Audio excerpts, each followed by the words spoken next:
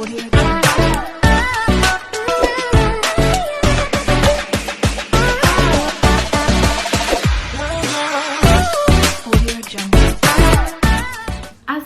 warahmatullahi wabarakatuh. Welcome to my YouTube channel lagi teman-teman, di kelasnya Bu Enti Krisna. Teman-teman, kali ini Bu Enti akan sharing terkait dengan dunia perdosenan. Teman-teman, beberapa waktu yang lalu ada juga pertanyaan dari subscribernya Bu Enti, tanya apakah ketika kita menjadi seorang dosen bisa nggak kita ngajar di lebih dari satu kampus. Nah, pertanyaan yang cukup menarik untuk kita bahas ya, teman-teman. Teman-teman begini, jadi di kampusnya Bu Enti, tempat Bu Enti ngajar ini ada beberapa jenis status dosen. Jenis status dosen. Jadi yang pertama, langsung aja ya Bu Enti jelasin. Yang pertama itu adalah terkait dengan dosen LB atau dosen luar biasa, dosen lepas, istilahnya seperti itu. Jadi dosen-dosen yang LB ini biasanya beliau-beliaunya ini adalah orang-orang yang memang praktisi atau memang kerja kantoran atau pemilik usaha. Nah, seperti itu biasanya ikut mengajar. Dan beliau-beliaunya biasanya memang tidak mempunyai NIDN atau memang tidak apa-apa tidak mempunyai NIDN. Cukup mengajar lepas, namanya juga dosen LB ya, dosen luar biasa. Gajinya pun itu tergantung SKS yang diajarkan. Seperti itu ya teman-teman. Nah, boleh ngajar di banyak tempat, boleh banget kalau dosen LB gitu kan. Jadi kalau dosen lepas seperti ini, umpamanya nih teman-teman ini jadi seorang manajer atau supervisor di sebuah perusahaan gitu, atau memiliki usaha dan mempunyai minimal pendidikan tuh S2 dan juga disarankan linear gitu ya, umpamanya seperti itu. Nah, itu bisa ngajar di kampus dimanapun ya, sesuai dengan permintaan kampus itu sendiri. Nah, setelah itu teman-teman, kalau umpamanya dosen LB ini bebas ngajar di mana aja karena dia tidak memiliki home base-nya harus di mana. Kalau Bu Enti home base-nya di Unmu Gresik. Nah, ini saya jelasin yang dosen LB aja ya. Jadi teman-teman yang sekarang mungkin temannya Bu Enti atau mahasiswa sedang ngambil S2 dan juga sedang memiliki karir di tempat lain gitu, boleh kok ngajar di kampus, boleh ngelamar di kampus kalau pengen membagi ilmunya kepada mahasiswa yang ada di seluruh Indonesia gitu ya, boleh ngajar di banyak tempat. Yang kedua, ada jenis atau statusnya dosen itu, yang kedua adalah dosen kontrak tetap. Nah, ini kontrak tetap.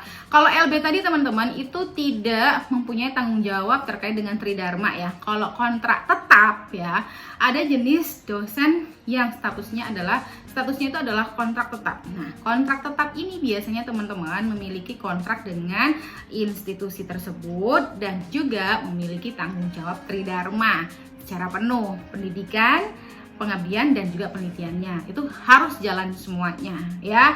Biasanya orang-orang yang kontrak tetap hampir sama kesibukan di lainnya, yaitu adalah menjadi seorang praktisi ya, pekerja di kantoran tempat lainnya, atau mungkin beliaunya juga jadi dosen di tempat lain yang home base-nya di tempat lain, atau pemilik usaha yang udah tumbuh berkembang usahanya dan memiliki juga yang namanya pendidikan minimal S2 itu namanya kontrak tetap. Biasanya juga memiliki gaji pokok gitu ya teman-teman ya. Saya taunya cuma gaji pokok, untuk selebihnya saya kurang paham teman-teman ya, mohon maaf. Yang jelas kontrak tetap ini tidak harus selalu hadir di kampus ya. Apalagi yang LB tadi tidak wajib untuk hadir selalu di kampus. Jadi LB sama kontrak tetap ini hampir sama, boleh ngajar di mana saja. Nah, seperti itu teman-teman. Nah, bedanya kontrak tetap sama LB ini adalah masalah gaji. Kalau kontrak tetap memiliki gaji pokok, kalau dosen LB itu tidak memiliki gaji pokok. Biasanya seperti itu. Mohon koreksi kalau ada yang kurang ya. Dan teman-teman, dua-duanya tidak wajib datang ke kampus kecuali ada jam ngajar ataupun ada rapat yang disarankan untuk datang ke kampus ya. Kalau ada rapat untuk disarankan datang ke kampus, insya Allah beliau-beliaunya datang. Seperti itu teman-teman. Boleh nih yang lagi punya usaha dan ataupun yang sudah berkarir di kantoran sana, di luar sana, boleh berkarir juga atau menyumbangkan ilmunya untuk bisa mengajar di kampus-kampus terdekat ya. Boleh ngelamar, caranya ngelamar aja teman-teman. Gitu ya. Itu yang ketiga. Nah, ini nih dosen dengan status tetap. Nah, dosen dengan status tetap ini teman-teman, apakah boleh Ibu ngajar di tempat kampus yang berbeda? Begini, menurut pengalamannya Bu Wenti aja nih ya. Sekali lagi kalau ada yang kurang-kurang berkenan mohon dikoreksi. Teman-teman begini, yang jelas yang pertama, dosen tetap mempunyai gaji pokok dan wajib melaksanakan yang namanya tridharma, pendidikan, penelitian, dan pengabdian. Dan wajib pula harus selalu hadir di kampus dengan jam waktu yang telah ditentukan. Ya, karena ada gaji pokok, tunjangan, dan lain sebagainya ya. Itu lengkap teman-teman. Apakah boleh? Apakah boleh ngajar di tempat lain? Nah, ini Bu Wenti belum pernah ada pengalaman ngajar di tempat lain gitu ya. Kalau cuman diundang kuliah tamu itu iya gitu teman-teman. Kalau ngajar di fakultas lain itu iya boleh selama SKS kita itu masih mencukupi. Kalau tanggung jawab SKS kita sudah lebih dari cukup, ngajar di fakultas lain pun itu harus ada koordinasi dulu teman-teman gitu ya. Dan yang jelas kalau udah punya home base ya, kalau sudah punya home base, umpamanya Bu Wenti kan home base-nya adalah di Unmu Gresik. Mau ngajar di mana? Di kampus A, B, C, di tempat yang lain, itu alangkah baiknya koordinasi dulu dengan tim setempat atau prodi lah minimal gitu ya, dengan dekanat juga. Sebenarnya kalau pengalamannya Bu Wenti, teman-temannya Bu Wenti itu banyak kok boleh ngajar di tempat yang lain selama tidak mengganggu yang namanya kewajiban kita ya, kewajiban kita yang ada di home base kita, yaitu kalau Bu Wenti di Unmu Gresik. Kalau Bu Wenti rasa nih ya udah banyak banget tugasnya Bu Wenti yang ada di Unmu Gresik ini, jadi meminimalisir untuk kegiatan apalagi ngajar di tempat yang lain. Tapi kadang diundang sebagai kuliah tamu masih Bu Wenti terima seperti itu.